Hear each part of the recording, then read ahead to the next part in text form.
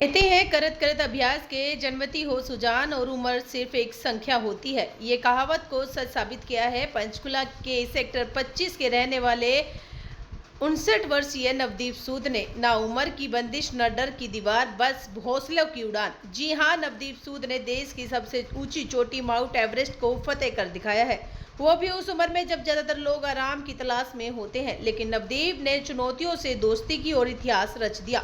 कुछ लोग इतिहास पढ़ते हैं, लेकिन नवदीप सूद जैसे लोग इतिहास बनाते हैं। उनका साहस, उनका जज्बा और उनकी मेहनत आने वाली पीढ़ियों के लिए मिसाल है। चैनल 18 भारत से खास बातचीत में नवदीप सूद ने बताया कि इस एडवेंचर से पहले उन्होंने कड़ी ट्रेनिंग ली और इसी दौरान उन्होंने एहसास हुआ कि वो हर चुनौती का सामना करने के लिए तैयार है। उन्होंने अपने परिवार की भूमिका को इस सफलता की रीढ़ बताया है। हर कदम पर परिवार ने उन्हें हौसला दिया, हिम्मत दी और आज वो शिखर पर हैं, जहां पहुंचने का सपना हर कोई देखता है, लेकिन कुछ ही पूरा कर पाते हैं। नवदीप सूद की ये कहानी सिर्फ पर्वतारोहण की ही नहीं, बल्कि आत्मविश्वास, जुनून और भारतीय साहस की पहचान है। चैनल 18 भारत की ओर से नवदीप सूद को सलाम। Welcome, welcome. Wow.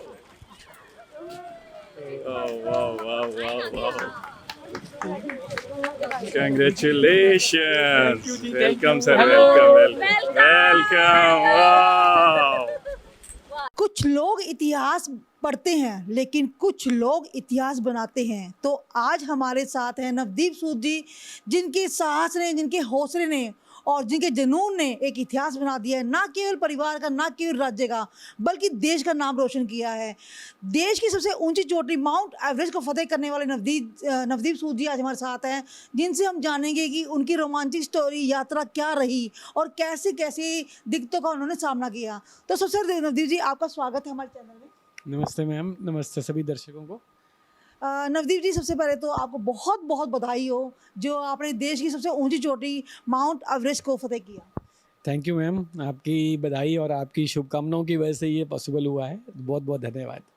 नवदीप जी, हम जानना चाहेंगे कि जो ये आपकी जुनून था या फिर ये यात्रा थी, इसकी प्रेरणा कहाँ से मिली थी आपको? ऐसे था मैम कि मैं वैसे तो शुरू से मुझे माउंटेनियरिंग के प्रति थोड़ा थोड़ा आकर्षण था, क्योंकि बचपन मेरा मेघालय में बीता था। पर 2010 में मैं कैलाश मानसरोवर यात्रा में गया था, तो वहाँ पे मुझे थोड़ा सा अदर एक्सपोजर मिला, क्योंकि वहाँ पे मैंने देखा कि जो हम नॉर्मल ट्रैक करते हैं और जो हम इस तरह की यात्रा पे ट्रैक करते हैं वो थोड़ा अलग होता है, जहाँ पे कोई सपोर्ट सिस्टम नहीं होता। फिर उसके बाद मेरी ट्रांसफ़र, जो मैं स्टेट बैंक ऑफ इंडिया में मैं काम करता था, तो मेरी ट्रांसफ़र अमेरिका की हो गई। वहाँ जहाँ मेरा घर था उसके आसपास बहुत माउंटेन्स थे, तो वहाँ मैंने थोड़ा थोड़ा वो किया। तब भी मैं ये नहीं कह सकता कि वहाँ मेरे अंदर एवरेस्ट के लिए कोई ऐसी लगन लगी कि मुझे एवरेस्ट करना। वहाँ मैं एक छोटे मोटे माउंटेन्स जो हैं वो जाता रहता था। वापस आ गया, यहाँ आके फिर मेरी ट्रांसफ़र हो गई पटियाला में, फिर मेरी हिमाचल में ट्रांसफ़र हुई, हमीरपुर में और शिमला डिस्ट्रिक्ट में। तो वहाँ पे भी मेरे को थोड़ा थोड़ा एक्सपोज़र मिला, तो वो मेरा एक प्यार जो था वो धीरे धीरे बढ़ता चला गया। और जो इसके लिए असली जो चेंज आया है वो आया 2021 में। मुझे अवसर मिला कि मैं बेसिक माउंटेनियरिंग कोर्स होता है एक हमारे देश में, 5 इंस्टीट्यूट्स हैं, वो सरकार की तरफ से वो कराते हैं माउंटेनियरिंग का। तो उसमें मुझे उत्तरकाशी में मैंने अप्लाई किया हुआ था, तो मुझे उत्तरकाशी में वो बेसिक माउंटेनियरिंग कोर्स करने के लिए इन्विटेशन आ गया। तो कोरोना ख़त्म हुआ था उस समय तुरंत, तो बल्कि भाई चल ही रहा था, मतलब ऑलमोस्ट ख़त्म होने के कगार पे था। तो मैं फिर वहाँ चला गया। वहाँ मेरे को जो मैंने देखा वो मैं आपसे वो करता हूँ, क्योंकि वहाँ पे मेरे साथ जितने भी बच्चे थे, 50 लोग थे हम, उसमें से मैं और एक आधा कोई था जो 50 से ऊपर कोई एक था, और मैं तो 55 साल का था उस समय। और बाकी सब जो बच्चे थे वो 20 साल, 22 साल, 25-30 साल के एज ग्रुप के थे। तो वहाँ मैं उनके साथ रोज़ ट्रेनिंग पे जाता था। रोज़ 25 किलो वज़न पीठ पे उठाना अपने बैग में, और 12 किलोमीटर, 13 किलोमीटर, 15 किलोमीटर जाना, फिर उसके ऊपर पहाड़ के ऊपर जाकर फिर ट्रेनिंग करनी, रस्से से ऊपर चढ़ना, रस्से से उतरना। तो उस सारी ट्रेनिंग में मैंने 5-6 दिन बाद ये ऑब्ज़र्व किया कि जो ये यंग बच्चे कर रहे हैं, मैं तो उससे भी अच्छा कर रहा हूँ या उनके बराबर कर रहा हूँ। तो मुझे थोड़ा उत्साह ज़्यादा आने लगा। और फिर उसके बाद क्या होता था, जब वहाँ हम ट्रेनिंग करके वापस आते थे तो सारे वापसी हमको बस में जाते थे पैदल 12 किलोमीटर, वापस हम बस में आते थे क्योंकि शाम हो जाती थी। तो बस में मैंने देखा, मतलब ऐसा बन गया कुछ कि बस के ऊपर वो जो सुबह 25 किलो का बैग हम उठाते थे हर एक बच्चे का, उस बैग को छत के ऊपर रखने का काम मुझे पता नहीं अपने आप ही मिल गया। तो मैं वो बस की पीछे वाली साइड पे सीढ़ी में अपनी एक बाजू फंसा के खड़ा होता था, और नीचे से वो जो मुझे बैग पकड़ाते थे, ऊपर एक लड़का होता था शुभम, तो हम दोनों ने, मैंने वो बैग उसके ऊपर तक खींचना और उसने उसको उठा के लगा देना। तो जब मैं ये काम 25 दिन तक करता रहा लगातार, तो इससे मुझे महसूस होने लगा कि ये बच्चे जो कर रहे हैं मैं तो उनसे ज़्यादा अच्छा कर रहा हूँ या उनके बराबर कर रहा हूँ, तो इसका मतलब मेरे पास ताकत है, मैं ऐसे अपने आप को अंडर एस्टिमेट ना करूँ। तो वो ट्रेनिंग ख़त्म हुई, सब लोग अपने अपने घर चले गए, मगर मैं अपने घर जाने की जगह एक वहाँ पे माउंटेन है उत्तरकाशी में, गंगोत्री ग्लेशियर में, रुद्रगरा, जिसकी हाइट 19,000 फीट है। तो सॉरी, उसकी हाइट 20,000 फीट है। तो मुझे लगा कि मैं वो जाके आता हूँ और देखता हूँ कि क्या मैं वो कर पाऊँगा कि नहीं। और हमने वो एक एक्सपीडिशन बनाया 5-6 लोगों ने, और हम लोग चले गए, और उसमें मैं और एक कर्नल चौधरी थे, हम दोनों ने उसको सक्सेसफुली कर लिया और बाकी सब लोग नहीं कर पाए। तो जब उससे मेरे अंदर ये लगा कि मैं, मतलब अब मैं वास्तव में मेरे पास कुछ भगवान की तरफ से आशीर्वाद ऐसा मिला है कि मेरे पास ताकत है जिससे मैं ये काम कर सकूं। वापस आ गया, यहाँ आके सबसे मिले, सब कुछ हुआ, बैंक में नौकरी करते रहे। फिर मैंने एक यूनाम माउंटेन है हिमाचल में, वहाँ गया, उसकी हाइट भी 6,000 मीटर है, लगभग 20,100 फुट है। तो वहाँ गया, वो भी बस आराम से चला गया। तो ऐसे ही मैंने और भी 2-4 माउंटेन छोटे मोटे ऐसे किए। फिर ये करने के बाद जो टर्निंग पॉइंट आया, वो एक सतोपंथ एक माउंटेन है जो उत्तराखंड में है, जिसकी हाइट 7,300 मीटर या 23,000 फुट है। तो मुझे अवसर मिला कि मैं उसमें जा सकूं, तो मैं चला गया, और वहाँ मैंने देखा हम लोग 6-7 लोग थे, उसमें से हम 5 लोगों ने वो माउंटेन पे हम पहुँच गए। और जब मैं वापस आया और अखबारों में मैंने पढ़ा कि सतोपंथ की क्या कठिनाइयाँ हैं, तो मुझे पता लगा कि मैंने तो कुछ ऐसा काम कर लिया जो बहुत ही कम लोग करते हैं।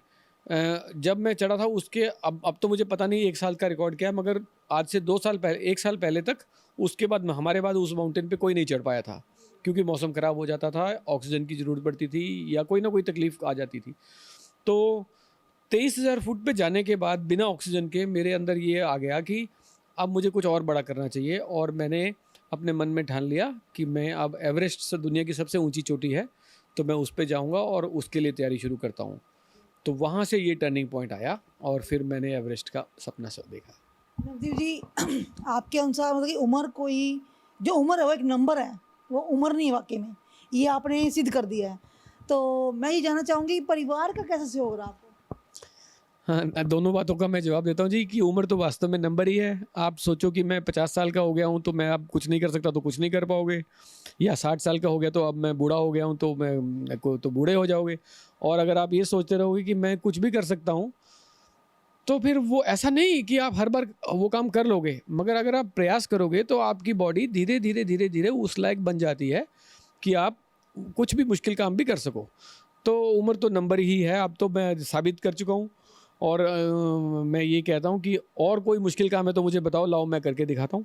इसमें क्या हो गया, ऐसा कौन सा काम है जो मैं नहीं कर सकता, मुझे तैयारी करनी पड़ेगी तो मैं कर लूँगा। ये एक पार्ट है, मगर साथ में दूसरा उम्र के साथ तजुर्बा भी आता है। तो हमें ये पता लगता है कि क्या चीज़ें हमें करनी चाहिए, क्या नहीं करनी चाहिए, हमें अपनी बॉडी को सेफ़ कैसे रखना है, चोट लगने से कैसे बचाना है, ये सब चीज़ें भी उम्र के साथ ही आती हैं। तो ये उम्र नुकसान नहीं, फ़ायदा भी देती है। और जहाँ तक आपने क्वेश्चन पूछा कि परिवार का क्या सहयोग था, तो मैं ये समझता हूँ कि परिवार के सहयोग के बिना तो एक पत्ता भी नहीं आदमी हिल सकता, क्योंकि एक कदम नहीं चल सकता। अगर मेरी पत्नी ना चाहती तो शायद मैं इस पे कभी ना जाता, क्योंकि मैं ऐसा तो नहीं कर सकता था कि मैं उनको उदास करके चले जाता, और अगर उदास करके चले भी जाता तो शायद मुझे 10 कदम से वापस मुड़ना पड़ता, क्योंकि मुझे ये पता होता कि वो पीछे परेशान है, तो और मेरे बाद उसका क्या होगा। तो मेरे को परिवार से पूरा सपोर्ट मिला, मैंने पत्नी से पूरा सपोर्ट मिला। मेरा बेटा है वो अमेरिका में रहता है, मैंने उससे बात करी थी कि मैं ऐसे जाना चाहता हूँ, तो बेटा अगर मैं वापस नहीं आया तो क्या होगा। तो उसने बोला कि पापा आप अपने मन की इच्छा जो है वो पूरी करो, अगर ज़्यादा से ज़्यादा कुछ भी हो जाएगा तो मैं अमेरिका की नौकरी छोड़ के यहाँ आ जाऊँगा मम्मा के पास, मम्मा को अकेले नहीं रहने दूँगा, आपके मन में जो आया वो करो। क्योंकि वो देख रहे थे कि मैं बहुत समय से इसके लिए कोशिश कर रहा हूँ। तो मेरी बेटी ने भी पूरा सहयोग दिया। तो मेरी मदर इन लॉ हैं जो मिसेस बिमला सूद, वो इस समय 90 ईयर्स के हैं, 89 ईयर्स के। उन्होंने भी मुझे कहा कि चलो बेटा, अगर तुम्हारा जाने का मन है तो आशीर्वाद मेरा तुम्हारे साथ है। तो जब मुझे परिवार से पूरा सहयोग मिल गया तभी मैंने ये कदम उठाया। और वो सहयोग भी इसलिए मिला क्योंकि परिवार ने ये देखा कि इसने जो गोल बनाया है उसके लिए ये रोज़ लगा हुआ है। मैं रोज़ सुबह पिछले 5 सालों से 4 बजे उठ जाता हूँ, 4:30 बजे मैं सैर करने चले जाता हूँ, 4:30 1 घंटा सैर करने के बाद मैं भागने जाता हूँ आधा घंटा 1 घंटा, उसके बाद मैं योगा करता हूँ, फिर मैं साइकिलिंग करता हूँ, फिर मैं स्किपिंग करता हूँ। उस समय तो मैं नौकरी करता था, तो मैं बैंक में, स्टेट बैंक ऑफ इंडिया में असिस्टेंट जनरल मैनेजर था। तो मैं साइकिल पे यहाँ से चंडीगढ़ जाता था ऑफिस, ताकि मुझे ये लगता था कि 1 घंटा मैं कार में भी जाऊँगा तो मेरे उससे अच्छा मेरी एक्सरसाइज हो जाएगी अगर मैं साइकिल पे चले आऊँगा, और 1 घंटा मैं शाम को वापस आता था। तो मेरे 5-6 घंटे रोज़ की एक्सरसाइज पिछले 5 सालों से लगातार चल रही है। तो उसने मुझे इतनी ताकत दी कि मुझे कॉन्फिडेंस आ गया कि मैं ये काम कर सकता हूँ। नवदीप जी, ये बात हुई परिवार की, कि परिवार का पूरा सहयोग मिला आपको आपके जुनून को देखते हुए। तो अगर हम बात करें, जब यात्रा शुरू की थी तो कितने लोग आपके साथ थे और क्या क्या दिक्कतें वहाँ पे आपको आई? हाँ जी, देखो लोग तो ऐसे होता है कि एवरेस्ट की जो विंडो है वो पूरे साल में सिर्फ 3 दिन 4 दिन के लिए खुलती है। ये विंडो का मतलब ये है कि मौसम फेवरेबल हो, जिस समय उस चोटी के ऊपर चढ़ा जा सके, वो 3 दिन 4 दिन ज़्यादा से ज़्यादा होता है, और वो मई में ही होता है। तो हम लोग क्या करते हैं कि ज़्यादातर पहले अपने आप को तैयार रखते हैं और फिर इंतज़ार करते हैं कि किस दिन मौसम खुलेगा, क्योंकि बेस कैंप से चोटी तक जाने में 4 दिन लगते हैं। तो हम वो 4 दिन के आने वाले 4 दिन पहले का मौसम का रिपोर्ट्स लेकर उसका अध्ययन करते रहते हैं कि कौन से दिन ऐसा है जिस दिन मौसम वहाँ साफ़ मिलेगा, विंड नहीं चल रही होगी, तूफ़ान नहीं आएंगे, और फिर उसी हिसाब से हम चलते हैं।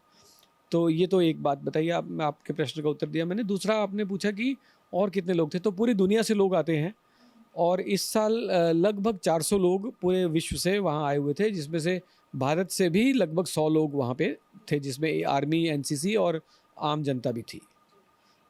सर, जैसे आपने जब चढ़ना शुरू किया तो मौसम का या किसी आपदा या कैसे कोई सामना करना पड़ा हो, या कहीं पे आत्मबल भी गिरा हो कि नहीं मैं पीछे हट जाऊँ, ऐसा कुछ हुआ? हाँ जी, देखो आपने दोनों बातें कही हैं, दोनों ही होती हैं, सभी के साथ होती हैं।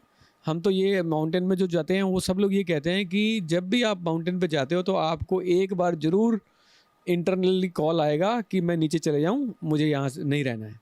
तो ये एक जनरल सभी माउंटेनियर्स को आता है। पर मैं आपको बताता हूँ, आपके दोनों प्रश्नों का उत्तर देता हूँ कि मौसम के चैलेंजेस तो होते ही हैं।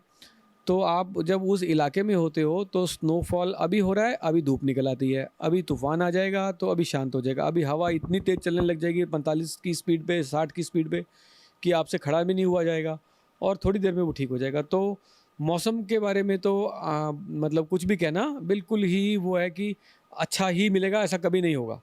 और 4 दिन में इकट्ठा 4 दिन तक एक जैसा मिल जाए वो तो कभी भी नहीं होगा। तो ये तो निश्चित था कि ये मुश्किलें आएंगी, और उन्हीं मुश्किलों को पार करने के लिए हमने जो इतनी ट्रेनिंग करी हुई थी अपनी, वो काम आती है।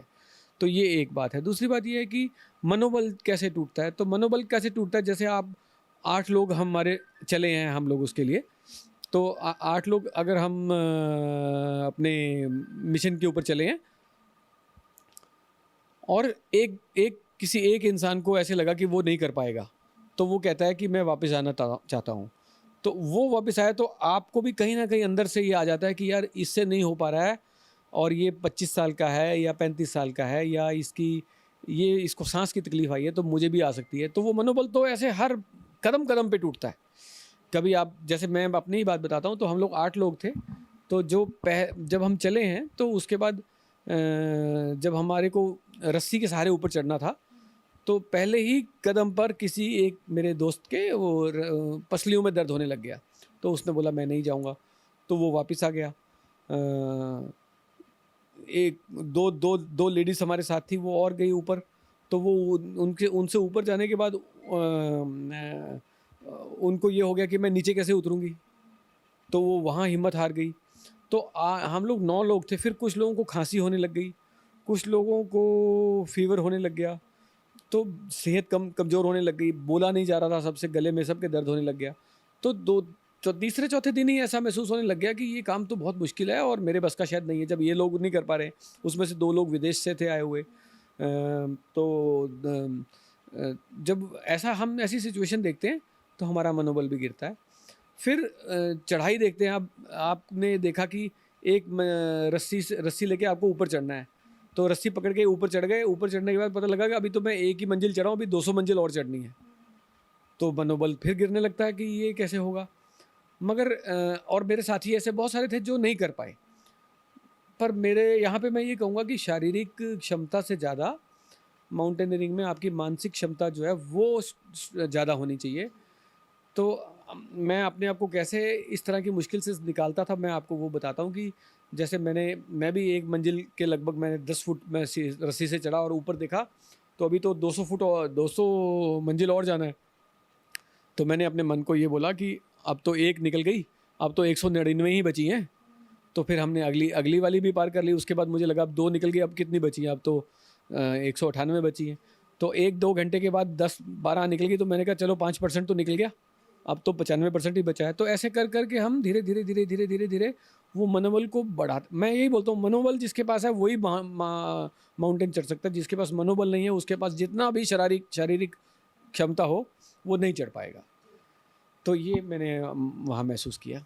सर जैसे आपने कहा कि 9 लोग थे, तो कितने लोग मंजिल तक पहुंच पाए? हाँ, मैं जिन 9 लोगों की बात कर रहा हूँ वो एक ऐसे ना, क्योंकि ऐसे तो 500 लोग हैं, 400 लोग हैं, मगर वो छोटे ग्रुप बना देते हैं ताकि आपस में कोऑर्डिनेशन बनी रहे। और जो लॉजिस्टिक करती है कंपनी, जो खाने के लिए कुछ सामान देती है, जो रास्ता बताती है, उनको भी आसान हो जाए मैंने कंट्रोल करना। तो हम लोग 9 लोग थे, उसमें से मैं और एक लड़का लक्ष्मी जो वेस्ट बंगाल का है, हम 2 ही चढ़ पाए। वो 33 साल का था, मैं 59 साल का था।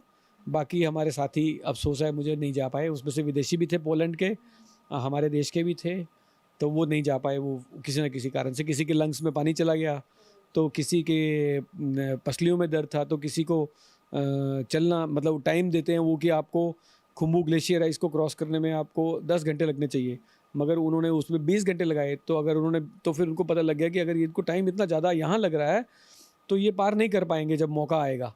तो इसलिए फिर उन्होंने उनको बोला कि आपके बस का नहीं है। तो इसलिए हमारे 9 में से हम लोग 2 ही जा पाए।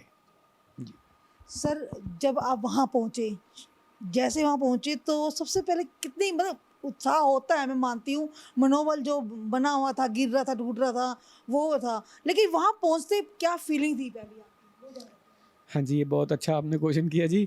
असल में जब कैंप 4 से ऊपर हम जाते हैं तो लगभग 14 घंटे चलना पड़ता है, तो हम वहाँ पहुँचते हैं। तो 14 घंटे चल के मैं रात को 8:30 बजे चला था और सुबह 9:30 बजे मैं वहाँ पहुँचा। तो वहाँ सबसे पहले जब मैं वहाँ पहुँचा तो वहाँ पहुँचने से पहले मुझे हिलरी स्टेप एक जगह है, उसको क्रॉस करना पड़ता है। और वहाँ पर मैंने अपने सामने 2 मौतें होते हुई देखी। तो जब मैंने वो 2 डेथ देखी तो मेरा मन बहुत उदास हो गया और मैं ऊपर तो चला गया। मतलब मैं जब मंजिल पे पहुँच गया तो मेरे मन में यही सबसे पहला मेरे मन में आया कि मैं भगवान आ तो गया हूँ, यहाँ से वापस कैसे जाऊँगा, क्योंकि यहाँ तो मैं देख रहा हूँ सब तरफ लोग ऐसे हो रहे हैं, तो मुझे बस वापस अपने परिवार के पास ज़िंदा जाना है। तो मैंने अपना मास्क निकाला और मैंने अपनी फैमिली को, अपनी पत्नी को, अपने बच्चों को धन्यवाद दिया, अपनी मम्मी को धन्यवाद दिया, शेरों वाली माता को धन्यवाद दिया। और फिर मैंने यही बोला कि मुझे जैसे यहाँ लेके आए हो, मुझे किसी तरह नीचे आप भगवान ले जाना, क्योंकि बहुत मुश्किल है। तो पहला मेरा यही वहाँ जाते यही था कि मैं बस वापस कैसे जाऊँगा, पता नहीं मैं ज़िंदा जा पाऊँगा कि नहीं। यही मेरा सबसे वहाँ जाके था। खुशी तो बहुत हुई, पर वो जो मैंने जाते हुए 2-3 मौतें देखी होते हुए अपनी आंखों के सामने, उससे मेरा भी मनोबल ऐसा हो गया कि मुझे वापस जाना है, मैं बस करके मैं जाऊँ जल्दी। और मैं ठीक ठाक वापस पहुँचा और मेरे पास ऑक्सीजन भी कम रह गई थी। तो मुझे ये था कि मेरी जितनी ऑक्सीजन बची है सिलेंडर में, उतने में मैं नीचे तक पहुँच जाऊँ जहाँ पर ऑक्सीजन के बिना सेफ़ हो। जी। तो सर ये आपकी शुरुआत कहें, यात्रा कहे, जो रोमांचकारी तो है, लेकिन साथ में कहीं ना कहीं मनोबल गिर भी है, टूट भी रहा है, लेकिन आपका मनोबल जो आपने बनाए रखा, ये बहुत बड़ा जुनून है, ये आपके बहुत बड़ी बात है सर। तो मैं आप जानना चाहूँगी कि हमारे जो युवा हैं, या अब मैं युवा नहीं कहूँगी, हमारी उम्र के लोग भी कहूँगी, या आपकी उम्र के, उनके लिए क्या संदेश देंगे आप?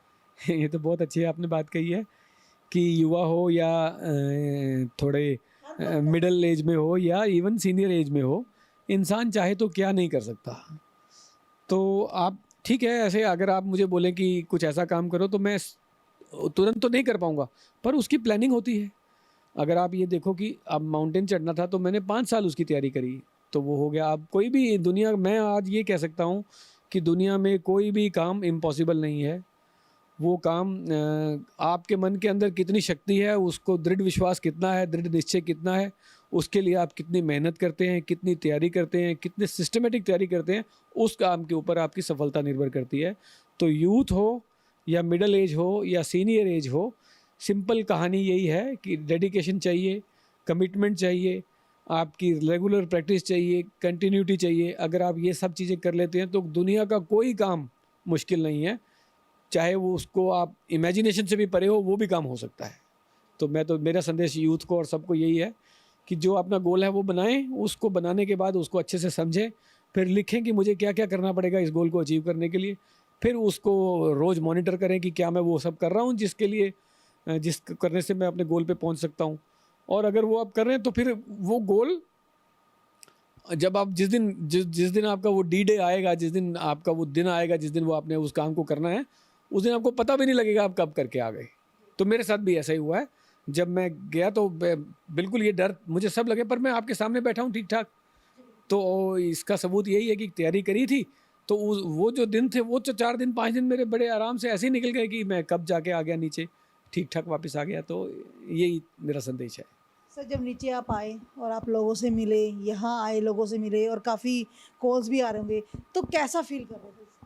हाँ जी, मैं आपको सबसे पहले तो ये बताता हूँ कि मैं जब नीचे आया तो आपने बोला, तो जिस दिन सबमिट करते हैं हम, जिस दिन हम माउंटेन की पीक को टच किया हमने, उस दिन ये शर्त होती है एक, मतलब क्योंकि वहाँ डेथ जोन बोलते हैं उसको, 8000 मीटर से ऊपर जो है ना उसको डेथ जोन बोलते हैं। तो वहाँ पे बहुत देर रहना बहुत मुश्किल है।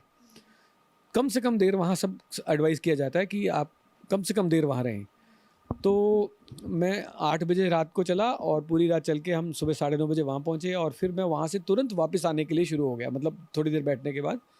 तो मैं उस दिन 28 आवर्स लगातार चला हूँ, क्योंकि पहले ऊपर गया, फिर कैंप 4 तक वापस आया, फिर कैंप 4 से कैंप 3 तक वापस आया, फिर कैंप 3 से कैंप 2 तक वापस आया। तो ये सारे में 28 घंटे लग गए। तभी तक मैं अपने आप को वापस गिनता हूँ, क्योंकि बीच में तो कहीं भी अगर आप मेरे साथ कोई दुर्घटना हो जाए या ऑक्सीजन ख़त्म हो जाए तो कहीं भी जान जा सकती थी। तो कैंप 2 में आने के बाद जो मैंने सबसे पहला काम किया, 12:01 में मैं पहुँचा था वहाँ पे, क्योंकि स्टार लिंक करके वो इंटरनेट अवेलेबल होता है। तो वहाँ से मैंने अपनी वाइफ को फ़ोन करके कहा कि मैं ठीक ठाक वापस आ गया हूँ, आपकी चिंता दूर है, आप चिंता मत करो। तो यही सबसे पहला मैंने काम किया। उसके बाद मैंने अपने बेटे को अमेरिका में फ़ोन किया कि मैं ठीक ठाक आ गया हूँ। बस मैं इतनी बात कहना चाहता हूँ, मैं थक चुका हूँ बुरी तरह, मेरे पैर पूरे गल चुके थे। मैं आपको वीडियो दिखाऊंगा जिसमें पूरे नीचे पैरों के नीचे मतलब मांस जो है वो लटक गया, क्योंकि वो इतना चला और पसीने से गीला हो जाता है ना, और ठंडक भी है, तो वो बिल्कुल छाले पड़ गए पूरे पैर के नीचे। तो पर मैंने इनको ये बता दिया कि अभी मेरी तबीयत तो बहुत डाउन है, पर मैं ठीक ठाक आ गया हूँ, अब तुम्हारी चिंता दूर है। ये मैंने काम सबसे पहले किया आके। उसके बाद जब नीचे आया तब तो फिर खुशी एक अलग दौर होता है, क्योंकि जब मैं अपने बेस कैंप में आ गया तब मेरे मन में बस ये था कि मैं किसी तरह अपने परिवार के पास पहुंच जाऊं, क्योंकि मैं अब बहुत हो गया, मेरे को अपने फैमिली से मिलना है। मेरे जितनी भी मेरी इच्छा थी वो पूरी हो गई, अब मैं बस जल्दी से जल्दी आ। तो फिर वहाँ से मैंने हेलीकॉप्टर किया, हेलीकॉप्टर से मैं काठमांडू आया, काठमांडू से प्लेन किया, वहाँ से फिर मेरे ब्रदर इन लॉ मुझे यहाँ लेके आए, और इनसे मिलने के बाद मुझे शांति मिली कि मैंने अपना मिशन पूरा कर लिया है।